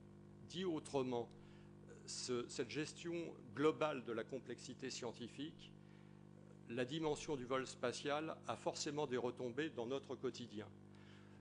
Au point, par exemple, j'avais oublié de citer cet exemple, que dans le domaine des méthodologies, les méthodologies d'aide à la décision qui sont chères à certains Vernonnais qui sont ici dans la salle, ce sont à l'origine des méthodes qui ont été tirées des vols spatiaux et qui permettent effectivement de traiter en matière de conduite de projet et en matière d'analyse de problèmes, qui sont des techniques qui nous servent aujourd'hui dans l'ensemble de l'industrie dès lors qu'on est confronté à des problèmes complexes. Et on est forcément de plus en plus confronté à des problèmes complexes. Ceci pour dire que c'est quelque chose qui nous tire vers le haut et que ces industries sont des industries qui tirent l'ensemble du réseau industriel vers le haut. C'est le cas en Haute-Normandie, c'est le cas en Normandie. C'est une des raisons pour lesquelles, avec un certain nombre de collègues, il y a maintenant 7-8 ans, nous avons créé Normandie Aéroespace. Qu'est-ce que Normandie Aéroespace ? C'est une association qui regroupe l'ensemble des industriels de la filière aéronautique et spatiale de Normandie. C'est une quinzaine d'établissements industriels, parmi lesquels on retrouve les grands EADS, Thales, le groupe Safran. Ça représente 10 000 salariés dans la région. C'est un certain nombre d'opportunités qui sont offertes aux jeunes, et je rebondis sur ce que disait Richard Heinemann. Si nous existons, c'est aussi parce que c'est un club de passionnés, de gens qui croient dans ce qu'ils font, au-delà de l'économie et de l'industrie, et qui pensent qu'il y a matière à attirer les jeunes vers un certain nombre de métiers pour lesquels aujourd'hui parfois on a de véritables difficultés de recrutement. Donc il faut le savoir, cette association a été créée pour cela. Avec la région et le rectorat, nous avons été amenés à mettre en place de nombreuses formations qui sont dans le domaine de l'électronique et de l'électronique embarquée, dans le domaine de la mécanique, dans tous les domaines liés à l'aéronautique et au spatial. Et cette communauté d'hommes existe, et il faut que la Normandie se dise qu'elle a une représentation dans le domaine des technologies de pointe aujourd'hui, de bons, voire de très bons niveaux dans sa région, et que trop souvent elle l'ignore. Et elle ignore aussi que en conséquence, on est amené à aller chercher parfois les compétences loin de la région, alors qu'on pourrait très bien les trouver. Comme si souvent d'ailleurs. Comme c'est souvent le cas. Donc voilà le message que je voulais passer après ce voyage entre les racines que Jean-Luc Naël nous a si brillamment rappelées, et puis le voyage très prospectif de Richard Heinemann, et cette réalité finalement industrielle d'aujourd'hui qui fait peut-être a priori moins rêver, et c'est un tort, parce qu'à la limite, il y a beaucoup de débouchés, il y a des possibilités, et directement et indirectement, nous participons tous à ces réalisations. Hermès ne s'est malheureusement pas fait, mais Ariane 5 avait été conçu pour Hermès. Et les moteurs d'Ariane 5, en tout cas pour la propulsion liquide, sont fabriqués en Normandie. Oui. Et juste si vous me permettez une question, Monsieur Lissot, je voudrais savoir si la Normandie vibrionne ou pas sur l'aérospatial encore. Moi, je crois. Aujourd'hui, c'est une des filières industrielles d'excellence de la région. Ça veut dire qu'elle travaille sur son territoire et avec les représentants de son territoire pour effectivement y intéresser sa population. Et elle y a un intérêt elle-même à le faire parce que, comme je vous le disais, elle doit préparer les ressources de demain. Et aujourd'hui, pour être très concret, dans les 3-5 ans qui viennent, nous recruterons environ 1000 personnes. Et ces 1000, il faut qu'on les trouve, si possible, parmi des gens motivés et à des niveaux différents de qualification, qui vont du technicien à l'ingénieur. Et en plus, cette association, j'aurais dû le dire tout à l'heure, travaille également avec les grandes écoles et l'université en Normandie.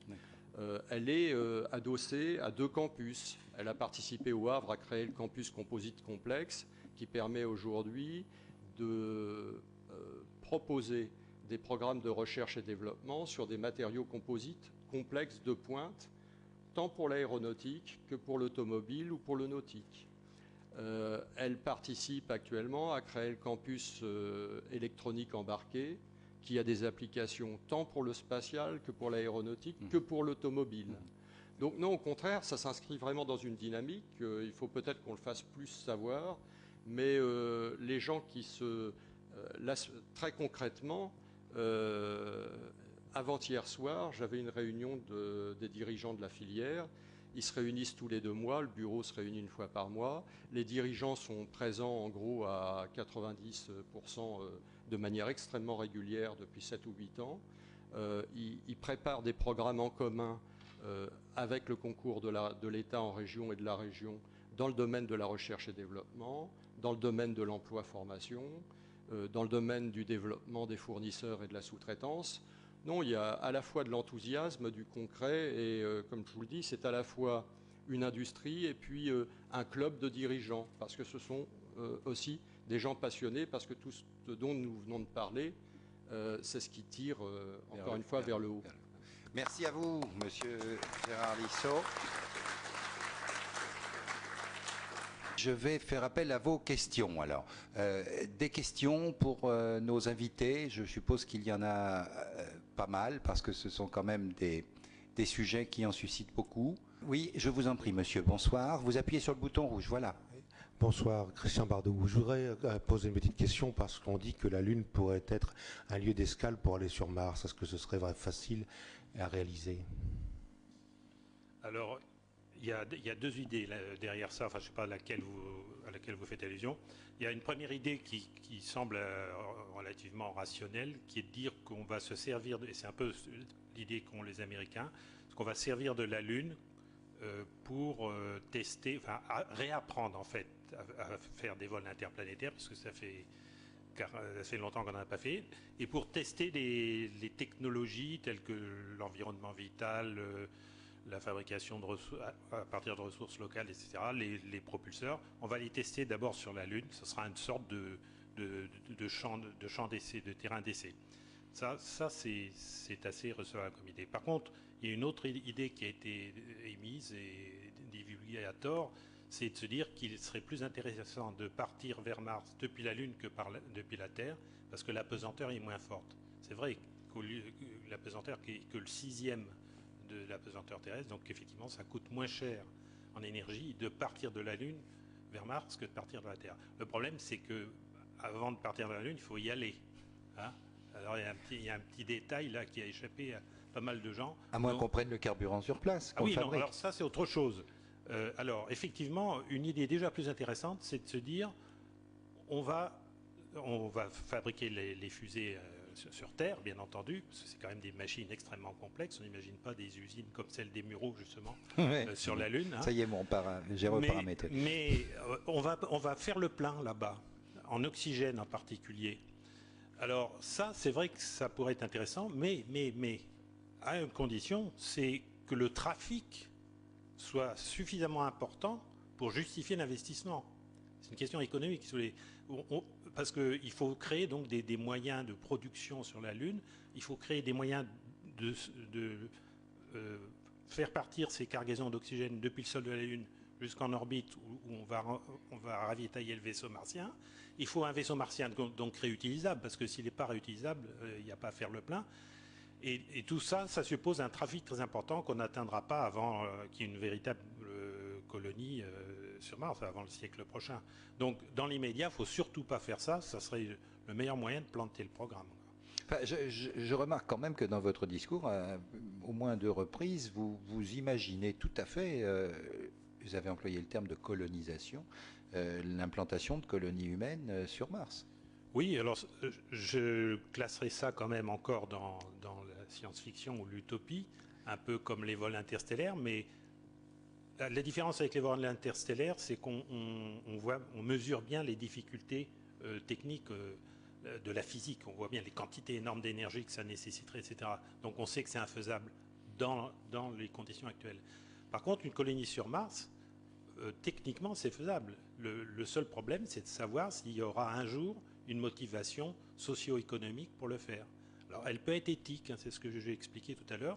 Il y a des gens qui pensent, et moi je suis assez d'accord avec ça, que ça pourrait être un programme, entre guillemets, des Nations Unies, de créer une petite branche de l'humanité, en démarrant doucement, tranquillement, sur un autre monde, pour que si jamais un jour il nous arrive malheur, qu'au moins il y en a qui restent. Il reste quelque chose. D'autres questions? Oui, monsieur, je vous écoute. Nous vous écoutons. Oui, bonjour.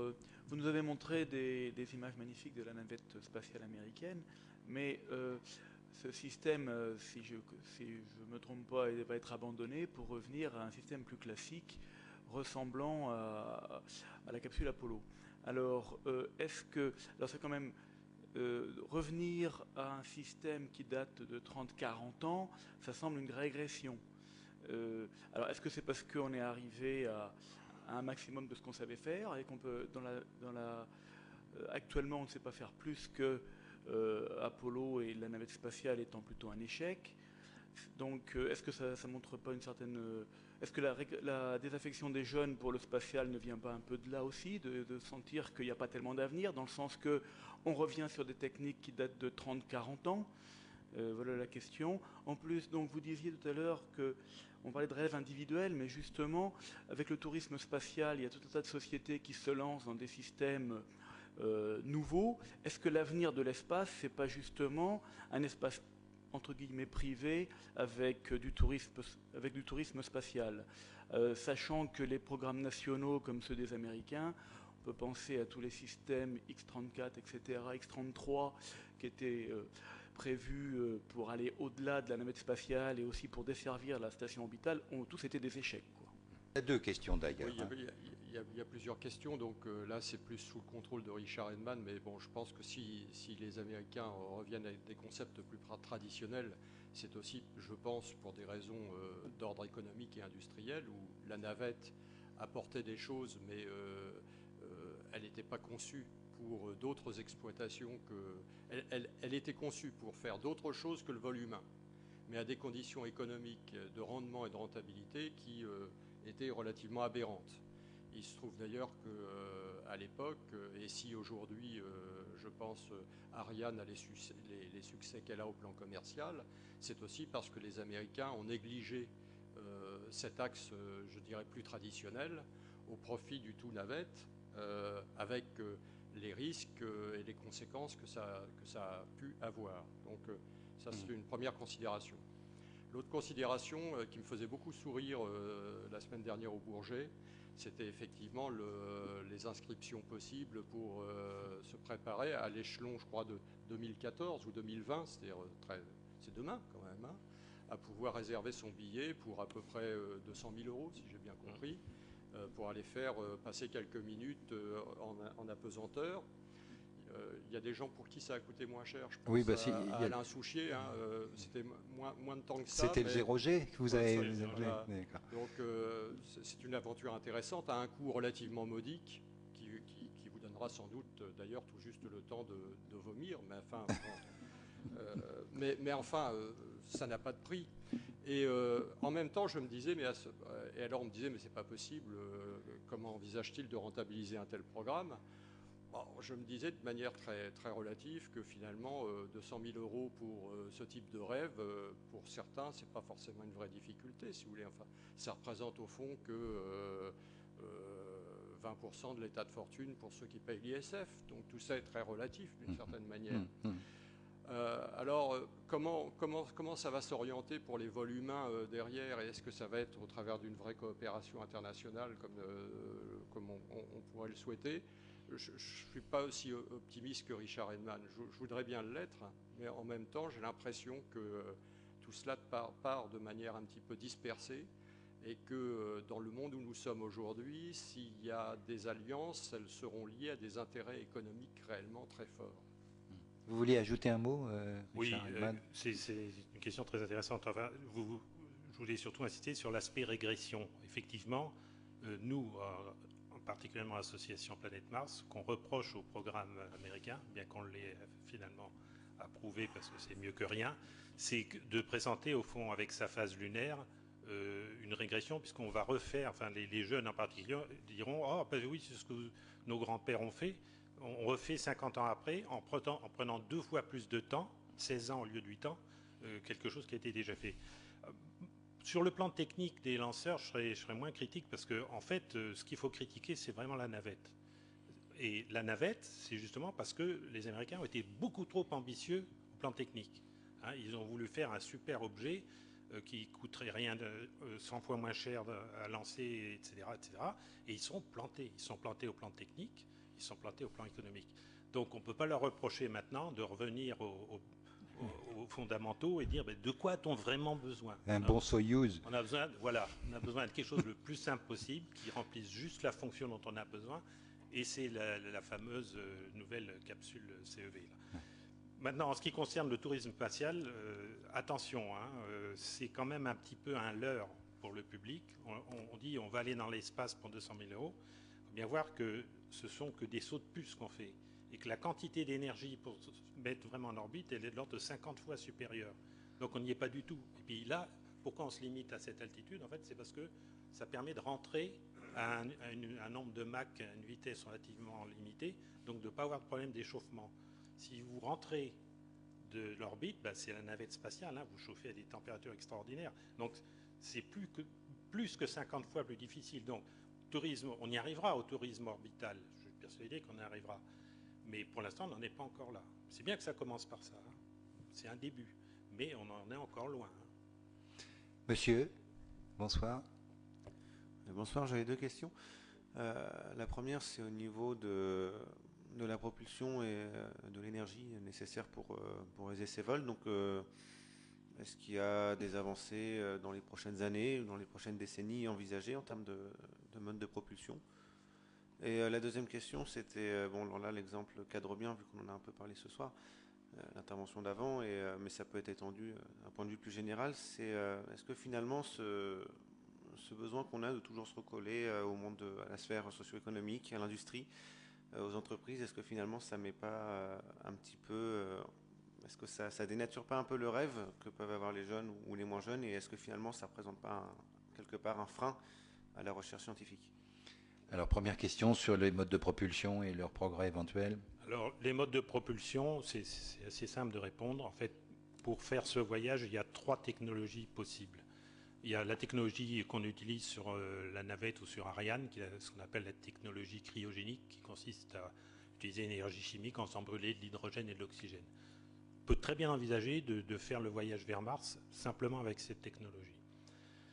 Il y en a une deuxième qui est la technologie nucléaire, c'est-à-dire qu'au lieu de chauffer le gaz qu'on éjecte dans la tuyère par une réaction chimique, on le chauffe dans un réacteur nucléaire, ce qui permet de doubler les performances. C'est-à-dire que pour atteindre la même vitesse, vous consommez 2 fois moins de carburant. Si vous voulez. Donc ça augmente les performances. Par contre, ça présente un certain nombre de difficultés de mise au point parce qu'il faut des systèmes complètement sécurisés à cause des risques radiologiques.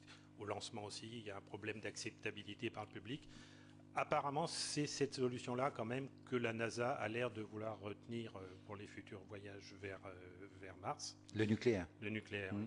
Et puis la troisième solution, alors moi j'appelle ça l'autoroute interplanétaire, mais alors c'est pas pour tout de suite, c'est les moteurs électriques, mais à très forte puissance. Aujourd'hui, on sait faire des moteurs électriques de l'ordre du kilowatt qui sont utilisés sur ces satellites de télécom, par exemple.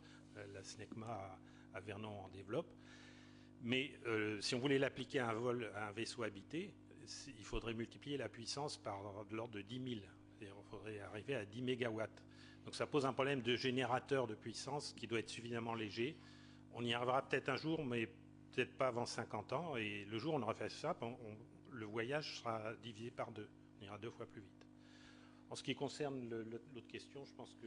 Non, il y a une chose que j'aimerais, à partir de la question de monsieur, c'est avoir l'avis de monsieur Noël là-dessus. J'ai cru comprendre, et dans la question de monsieur, et ça me paraît important à soulever, que ramener, entre guillemets ramener, les choses à l'économique est toujours un petit peu casse-bonheur et un petit peu rasoir et démotivant pour le rêve. Qu'est-ce que vous pensez de ça? C'est la réalité économique de notre société. Il n'y a pas... Pour le moment, en tout cas, les flux financiers, ils viennent bien du circuit économique et je ne vois pas tellement comment on pourrait faire autrement, si ce n'est avoir le modèle soviétique, mais on a vu qu'il a implosé en vol. Donc, c'est vrai qu'ils ont pu rattraper leur retard assez rapidement, mais en même temps, le contrôle social et le contrôle économique n'a pas abouti quand même. Il faut dire les choses, je crois, comme elles sont. Donc, pour le moment, on n'a pas d'autres solutions que celle-là. Alors, évidemment, vous pouvez dire, mais regardez le système chinois, économie d'État, et donc ils ont sauté les différentes haies économiques assez rapidement. On peut dire les choses comme ça. Moi, ce que je retiens de ce que vous avez dit, dans votre question, plus ou moins en tout cas, ce qui a été dit avant, et ce qui est un peu vrai, enfin moi je le ressens comme ça, c'est que chez les jeunes, vous l'avez dit, on a beaucoup de mal à les orienter vers les masters de physique, vers les masters de chimie, vers les masters de mathématiques, n'en parlons pas. Alors là, c'est vraiment très très très difficile. C'est vrai pour tous les pays d'Europe. Probablement que vous avez raison quand vous dites que si on recommence les technologies de nos grands-pères ou de nos pères...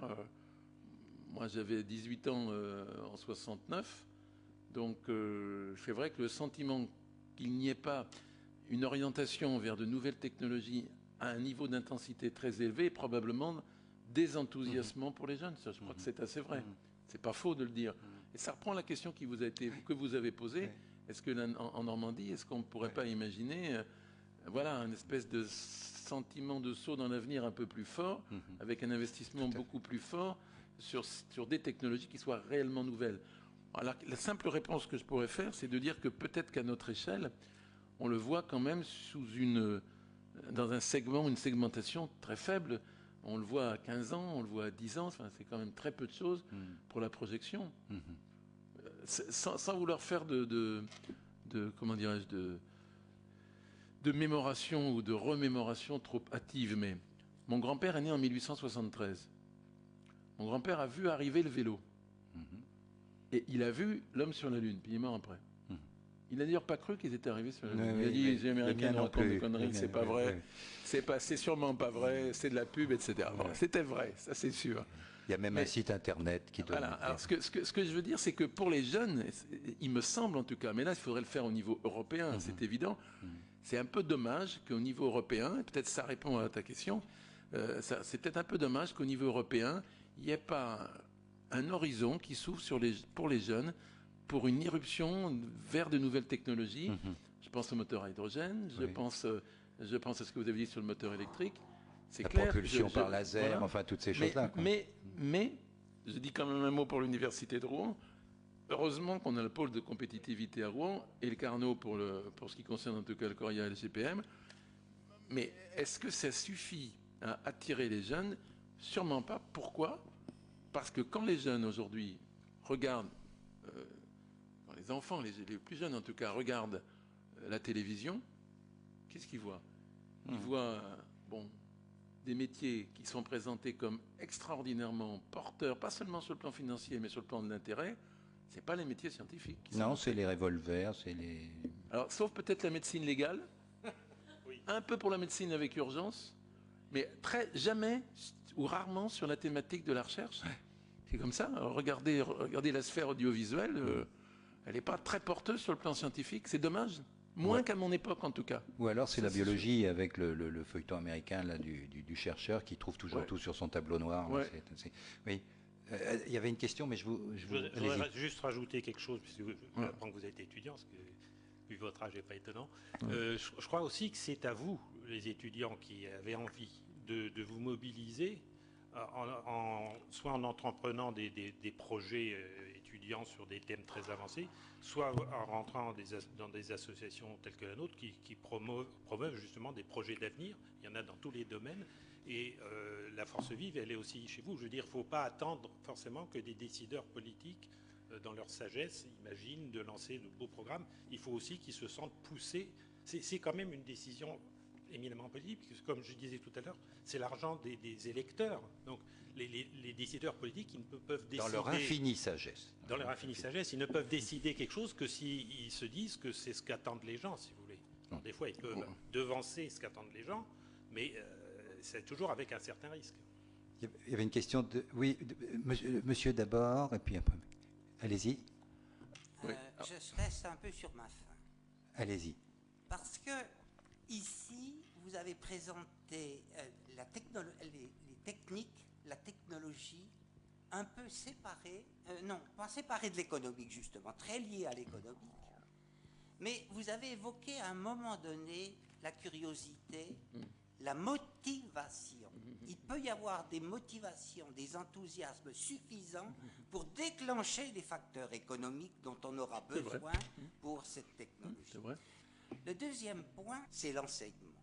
C'est Vous savez, l'enseignement, les programmes d'enseignement. Nous sommes à l'aube de ce que j'appellerais une nouvelle renaissance, mais ce sera plus qu'une renaissance. Ce sera une véritable révolution fondamentale. Les physiciens considèrent maintenant que la notion de point spatial n'existe pas, que la notion de date, d'instant n'existe pas. Il n'y a pas de phénomène simultané. Mais on attaque là des échelles qu'on ne soupçonne pas actuellement parce que nous n'avons pas les moyens techniques de le faire. Et vous regardez maintenant nos programmes scolaires, il n'y a pas plus conservateur. Oui. C'est pas faux. Or, on ne se sortira de cette dichotomie-là, de cette frontière entre l'éducation et l'avancement des sciences, que si nous avons dans nos écoles une marge pour les enfants, pour les étudiants, de critique, d'innovation, etc. Or, qu'est-ce qu'on donne dans les cours de maths comme liberté de critique, comme liberté d'invention? Aucun. Bon, Non, mais on a toujours eu des freins, effectivement, dans le domaine, on va dire, des universités, comme ça, on va blesser personne. Je peux réagir quand même à ce qui a été dit, non pas sur le secondaire, parce que je partage à peu près ce que vous avez dit, mais on a à Rouen, vous allez dire, je ramène tout à l'université, mais quand même, c'est mon but. Ben oui. On a un excellent laboratoire de mathématiques qui s'appelle le laboratoire Raphaël Salem, avec une internationalisation des chercheurs et des enseignants qui sont remarquables. Mais, je vais vous dire, c'est très difficile, en maths, c'est très difficile de communiquer sur les performances de ce laboratoire. Je leur dis quelquefois, quand je les vois, une évaluation par le CNRS de ce laboratoire qui est excellente, même auprès de leurs collègues, c'est très difficile de la faire passer. Parce qu'il y a une certaine opacité du langage mathématique qui fait que, si vous faites soit des équations différentielles, soit... en stats, on arrive encore à comprendre. Mais à partir d'un certain niveau, c'est très difficile de faire passer, encore une fois, une communication à peu près audible sur l'excellence, je ne dis pas la performance, l'excellence de ce laboratoire. C'est ce que je voulais dire. Mais pour être là où je ne suis pas tout à fait d'accord avec vous quand même, c'est que quand même en France, pour le moment encore, on a une excellente école en mathématiques, remarquable. Donc ce que vous dites est probablement vrai, mais quand même on a une bonne école de mathématiques. Voilà, c'est tout ce que je voulais dire. Excellente école de mathématiques. Oui, monsieur. C'est vrai. Alors que je pose le point là qui me posait question, c'était, je pense que M. Heinemann répondra très bien. Au niveau on parlait de colonies sur d'autres planètes que sur Terre. Ce serait au niveau de l'utilisation, alors au niveau de l'eau, de la nourriture, ce serait, enfin même au niveau de tout ce qui est comment dire, la survie, oui, enfin, les besoins premiers. Voilà, tout ce qui touche à ce plan-là, ce serait pareil au niveau de l'air qu'on respire. Est-ce que ce serait une production qui serait directement implantée là-bas par des processus que je ne connais absolument pas, ou bien est-ce qu'il y aurait en fait toujours des prélèvements faits sur Terre et échangés systématiquement? Non, alors la réponse est facile.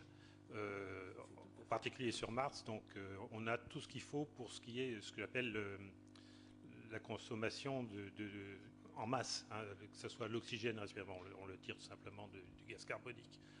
On aspire le gaz carbonique, on le chauffe et on obtient de l'oxygène. L'eau, elle existe sous forme de glace dans les premiers mètres du sous-sol. C'est une certitude absolument certaine aujourd'hui, ça. Oui. Parce que ça a été, oui, il y en a, non, il n'y en a pas. Non, je parle de glace. Hein, oui, de glace. Oui. Non, depuis quelques années, on en a la certitude. C'est Clémentine qui a trouvé. Non, c'est autour de la Lune, c'est Mars Odyssée. Donc tout ce qui est consommable en masse, il n'y a pas de souci. On fera des serres. Probablement hydroponique, culture hors sol et ça complètement artificielle, mais tout ça sera testé dès les premières expéditions à titre expérimental. Par contre, là où je ne suis pas d'accord avec les gens qui font de la prospective à très long terme, c'est de penser qu'une telle colonie pourrait être complètement autosuffisante. Les circuits imprimés, je suis désolé, mais on les fera toujours sur Terre parce que ça représente des usines gigantesques qu'on ne va pas implanter sur Mars. Et en plus, ça pèse rien. Donc ça ne coûte rien de l'envoyer. Alors ça pose par contre un problème fondamental, c'est de savoir de quoi vivront ces colonies. Parce qu'on peut imaginer que dans un premier temps, il y a un programme, je le disais tout à l'heure, des Nations Unies pour implanter une colonie expérimentale. Mais sur le long terme, si elle veut se développer et perdurer, il faut qu'elle ait une économie. Parce que comme elle aura toujours besoin d'importer des biens à haute valeur ajoutée, genre microcircuits, des choses comme ça, il faudra qu'elle vende quelque chose. Et là, on se gratte un peu la tête quand même. Alors, les gens disent ce qu'il faut vendre, c'est de l'immatériel. Alors, il faut vendre des brevets, par exemple, parce que ça sera des communautés de très haut niveau scientifique, donc ils feront des découvertes en biologie, tout ça. Vendre des brevets, vendre du foncier, puisqu'on parle de tourisme. Voilà, des choses comme ça. Mais tout ça, on est à la frange de la science-fiction quand même. Ouais. Parce que c'est pas demain qu'ils prendront leur indépendance alors finalement et qui coûtent. Là, je vous renvoie au rayon science-fiction. Oui, tout à fait. Tout a été dit. Oui, tout à fait. Oui. Cela dit, oui, monsieur, je vous en prie. Bonsoir. Bonsoir, monsieur Barlaguet. Notre industrie spatiale pourra-t-elle résister à la concurrence qui s'annonce, soit par le recadrage technique américain dont vous avez parlé, ou alors par l'émergence des nouvelles puissances comme la Chine? C'est une vaste question. À qui oui, Gérard Lissot. Moi, je crois que ça dépend beaucoup des ambitions européennes. Hein. La réponse est terriblement politique. Elle me paraît même aujourd'hui uniquement politique. Il y a aujourd'hui parfaitement le réseau de compétences au niveau de l'Europe pour réaliser des programmes entre guillemets prestigieux et à la limite pas forcément seulement prestigieux mais aussi efficaces. C'est une question de volonté politique. Donc c'est aussi une question de mobilisation des acteurs et comme l'a dit Richard Heinemann, c'est aussi une question de lobbying. Et je voulais y répondre justement au travers des remarques et des questions qui ont été posées. Il se trouve que moi je suis pas technicien à l'origine et je suis plus économiste. Donc je suis venu dans ce milieu un peu par hasard. Et je ne crois pas qu'il faille opposer les choses, au contraire. Si on le voit dans le domaine aéronautique, ce qui pousse à la performance aéronautique aujourd'hui, c'est la pression économique. C'est la pression du consommateur. C'est le consommateur qui réclame des billets d'avion de moins en moins chers pour pouvoir aller de plus en plus loin. Et ça conduit inévitablement à des innovations technologiques dans de nombreux domaines, avec des applications dans le domaine de la physique. Je pense en particulier dans des domaines que j'ai connus plus récemment et que je ne présumais pas, dans le domaine de l'environnement des moteurs d'avion.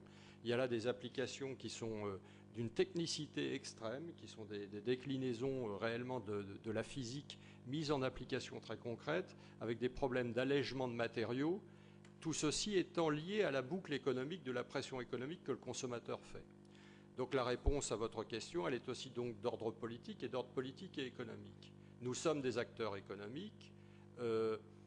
Lorsque Science Action fait le travail qu'il fait pour motiver effectivement une partie de la population et de la jeunesse à revenir vers des formations scientifiques et techniques, je crois qu'il n'est pas bon de délibérément vouloir simplement faire rêver.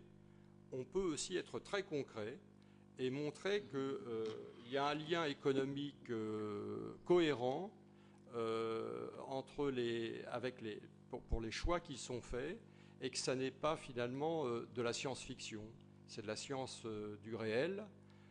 Et si les Chinois le font, et si les Russes l'ont fait, et si les Américains l'ont fait, ils l'ont fait pour des enjeux et stratégiques et économiques. Et c'était les deux. Donc voilà, monsieur, moi je ne peux pas vous dire autre chose. Nous sommes bien peu de choses par rapport aux décisions qui pourraient être prises au niveau de l'ESA. Oui, monsieur, je vous en prie. Oui, bonsoir. Donc j'aurais deux questions.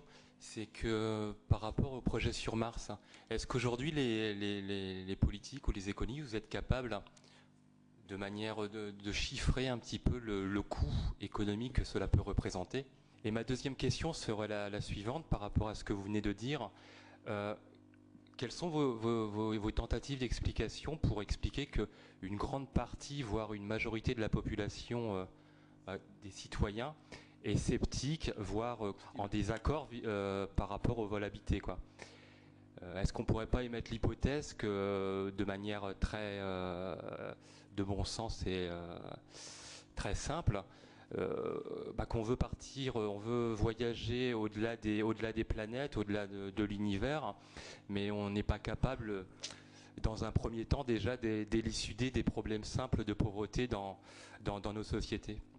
J'ai déjà entendu ce discours souvent. Qui veut répondre? Bon, sur le coût, c'est extrêmement difficile de répondre parce que ça dépend comment on le fait. Il est certain que la façon dont les Américains s'y prennent en étalant les dépenses sur de très très longues années parce qu'ils ont une contrainte de maximum annuel à ne pas dépasser. Hein. On n'est pas du tout dans le contexte d'Apollo où le budget était illimité. Il s'agissait au contraire là d'aller le plus vite possible pour gagner la course. Là, c'est pas ça. Donc, en y allant doucement et en commençant à compliquer la chose, en commençant à parler sur la Lune pour recommencer ensuite à parler sur Mars, c'est sûr que ça coûte beaucoup plus cher que si on faisait la chose beaucoup plus rapidement et plus directement vers Mars. Alors, du coup, les chiffres, ils varient beaucoup. Hein. Moi, je pense qu'on peut raisonnablement penser que c'est un programme du même ordre de grandeur que celui de la station spatiale, disons de l'ordre de 100 milliards de dollars. Ce qui est à peu près ce qu'a coûté Apollo, hein, Alain Souchier, ramené en dollars d'aujourd'hui, ou c'est de l'ordre de 120 milliards. Je ne suis pas économiste. Hein. On retrouve à peu près la même chose. Parce que du temps d'Apollo, le problème, c'est qu'il fallait tout faire. Il n'y avait pas de fusée, on n'avait aucune expérience des vols habités, etc. Là, évidemment, c'est beaucoup plus ambitieux parce qu'on va plus loin, mais on part de bases techniques beaucoup mieux maîtrisées. Alors par contre, vous avez des gens qui vous disent non, ça c'est à la méthode de la NASA, mais si on confiait ça à un consortium privé sous forme de prix, par exemple de primes qui toucheraient pour la réalisation, mais en leur laissant faire la façon dont ils veulent, et non pas avec la bureaucratie de la NASA, on est capable de le faire beaucoup moins cher. Moi je crois que c'est un peu rêvé, je pense que il faut tabler à peu près sur entre 8 et 10 milliards de dollars par an pendant une période qui peut aller de 10 à 15 ans. Voilà à peu près ce que ça représente. Ce qui est commensurable avec les dépenses actuelles. Vous avez dit, il n'y a pas tellement le public ne supporte pas vraiment les vols habités. Ça dépend des régions. Alors, aux États-Unis, je peux vous dire que la majorité des gens sont quand même favorables à la poursuite des vols habités américains, parce que la question s'est posée après l'accident de Columbia. La question qu'avait tranché le président Bush, c'était est-ce qu'on arrête ou est-ce qu'on continue? Bon, il a choisi de continuer, je crois que c'est aussi parce que c'est ce que demandait le peuple américain, où l'astronaute est devenu une figure un peu comme le cow-boy. C'est devenu une figure culturelle. Ce n'est pas du tout le cas en Europe. Les Allemands sont plutôt contre. En France, on a une position, on est assez content quand même d'avoir fait Ariane, bon, mais je dirais, On n'est pas très allègre quand même. Non, mais ce qu'il faut, il ne faut pas forcément demander aux gens d'être enthousiastes pour ces choses-là. Ce qu'on leur demande, c'est d'acquiescer. Hein, c'est-à-dire qu'ils ne mettent pas des bâtons dans les roues, qu'ils ne disent pas non, on ne veut pas, c'est de la connerie. Il faut vraiment s'occuper du HIV ou des hôpitaux d'abord, etc. Alors qu'en fait, c'est pas comme ça qu'il faut raisonner, parce que préparer l'avenir, c'est important aussi. Simplement un petit complément, et c'est pas vraiment sur les vols habités, parce qu'on a dit qu'il y avait effectivement un problème d'échelle financière avec les autres types de vols. Simplement pour rappeler quand même à l'échelle des problèmes que sont les nôtres aujourd'hui, c'est quand même l'industrie spatiale qui a fait prendre conscience des problèmes d'environnement et de la manière dont on pouvait appréhender l'évolution de nos problèmes d'environnement. Je crois que ça, il faut en avoir conscience. C'est quand même le gros problème aujourd'hui. Donc, ne serait-ce que pour ça, je crois qu'il faut continuer à investir fortement là-dedans. Et là aussi, pour le ramener à une dimension à nouveau humaine, je me souviens, je ne sais plus quel astronaute, et je crois que c'était un Français, de retour de son voyage spatial, qui disait son impression sur la Terre, c'était beauté et fragilité. C'est Jean-Luc Chrétien. Et cette notion de fragilité, en fait, c'est l'industrie spatiale qui permet en même temps de complètement la mesurer et peut-être de nous donner les voies sur l'environnement. Mais quant aux coopérations internationales dans ce domaine, je dirais, on voit bien par rapport à la question que vous avez posée que, évidemment que ça interroge. Mais là aussi, c'est une question de pression des citoyens. Allons-y, madame. Donc c'était pas vraiment deux questions, mais je voulais savoir comment est-ce que déjà vous aviez des applications concernant la méthodologie d'aide à la décision, si à travers les programmes qui sont faits actuellement, s'il y avait des nouvelles pistes de façon concrète que l'on pourrait appliquer de façon simple à travers les entreprises par rapport à un développement économique, à travers l'aide à la décision. Vous dites que déjà c'était déjà un peu fait.